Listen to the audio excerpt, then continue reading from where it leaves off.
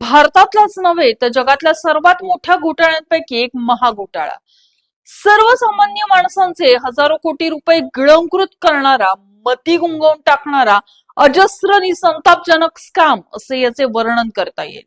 नमस्कार, मी सायली स्वामी आणि तुम्ही पाहत आहात पुणे लोक. LIC मध्ये सर्वसामान्य माणसांचा पैसा गुंतला आहे. त्यामुळे तिथले पैसे अन्यत्र गुंतवताना तारतम्याने आणि काळजीपूर्वक गुंतवले जाणे अपेक्षित आहे. मात्र फ्रॉड कंपनीत गुंतवणूक केल्याने काल एका दिवसात LIC ने काहीशे कोटी गमावलेत असा अंदाज व्यक्त केला जातोय. एका व्यक्तीने जवळपास 15.5 लाख कोटी रुपयांचे फेक फिगर्स दाखवून घोटाळा केला. या घोटाळेबाजचे नाव आहे राजेश मेहता. या घोटाळेबाजाच्या कंपनीच्या एकूण भांडवलात LIC चे भांडवल आहे तब्बल 10%. LIC ने या कंपनीत 2000 कोटीहून अधिक गुंतवणूक केली. कंपनीच्या एका सजग शेअर होल्डरने कळवलं की सर्व आकडे फुगवून दाखवले जात असावेत. कंपनीने दाखवलेली आकडेवारी तब्बल 99.80% खोटी आहे. गत 3 वर्षात त्यांच्या शेअरची किंमत 80% घसरली. LIC ने यात 2000 कोटी गुंतवले आहेत. म्हणजे याच घसरणीचा दर त्या गुंतवणुकीस लावल्यास 2000 कोटीपैकी 80% म्हणजे 1600 कोटी रुपये बुडाले आहेत असे म्हणता येईल का? हा पैसा सर्वसामान्य माणसांचा होता. राजेश एक्सपोर्ट्स ही तर खरे सोन्याचे आभूषण बनवणारी छोटीशी कंपनी होती.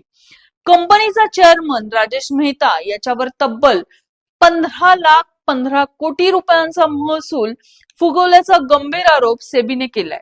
जर हे आरोप सिद्ध झाले तर भारतीय कॉर्पोरेट इतिहासातील हा सर्वात मोठा अकाउंटिंग घोटाळा ठरू शकतो. 2015 मध्ये राजेश मेहताने जगाला चकित करणारा निर्णय घेतला.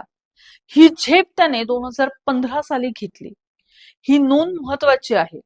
या कामी त्याला कुणी मदत केली असेल याचे अंदाज तुम्ही यावरून बांधू शकता. त्याने स्वित्झर्लंड मधील तेव्हाची जगातील सर्वात मोठी गोल्ड रिफायनरी वॉल्कॅम्बी तब्बल 400 दशलक्ष डॉलर्स म्हणजे सुमारे 2560 कोटी रुपये रोख देऊन विकत घेतली. या व्यवहारामुळे राजेश एक्सपोर्ट्स या जगातील 35% सोन्याच्या प्रक्रिया करणारी सर्वात मोठी कंपनी बनली. मात्र सोन्यावरची प्रक्रिया हा एक भूलभुलैया होता. ती गोष्ट केवळ आता कागदपत्रीच होती. कंपनीच्या खात्यातून कोट्यवधी रुपये राजेश मेहताच्या स्वतःच्या वैयक्तिक खात्यात वळवण्यात आले. त्यानंतर या पैशांमधून त्याने वैयक्तिकरित्या सोन्याचे डेरिव्हेटिव्ह ट्रेडिंग केले. खासगी ट्रेडिंग मध्ये मेहताला कोट्यवधी रुपयांचा तोटा झाला. तोटा लपवण्यासाठी त्याने आपल्या वैयक्तिक व्यवहारांचे आकडे कंपनीच्या अधिकृत पुस्तकात हजारो पटींनी जास्त दाखवून बनावट विक्री खरेदीचे व्यवहार नोंदवले. राजेश एक्सपोर्टच्या आपल्या परदेशी उपकंपन्यांमधून विशेषतः स्वित्झर्लंड मधील वॉल्कॅम्बी मध्ये 99% महसूल येत असल्याचे भासवत होते. परंतु जेव्हा या स्विस कंपनीची कागदपत्रे तपासली गेली तेव्हा असे लक्षात आले या उपकंपनीने मेहता यांना असा कोणताही महसूल दिलेला नव्हता. ही माहिती सेबीच्या पायाखालची जमीन हातरवणारी ठरली. या कंपनीची वास्तविक कमाई राजेश एक्सपोर्ट्सने दाखवलेल्या उत्पन्नाच्या 0.5 पेक्षाही कमी निघाली. ज्या बँका शेतकऱ्याला 1000 रुपये देण्यासाठी रडवतात ते डोळे झाकून हजारो रुपये कोटींची माती होऊ देतात. जी LIC एखाद्या गरीब पॉलिसी धारकाला 200-500 रुपयांचा प्रीमियम मुदतीत भरला नाही तर त्याला लगेच पेनल्टी लावते. त्या LIC ला काहीशे कोटी रुपये हे उधळून देताना काहीच कसे वाटले नसेल. सामान्य भारतीयांच्या पैशांवरचा हा ढळढळीत दरोडा आहे. याचे उत्तरदायित्व कोण घेणार आहे आता, की नेहमीप्रमाणे याचीही लिपोपाती केली जाईल?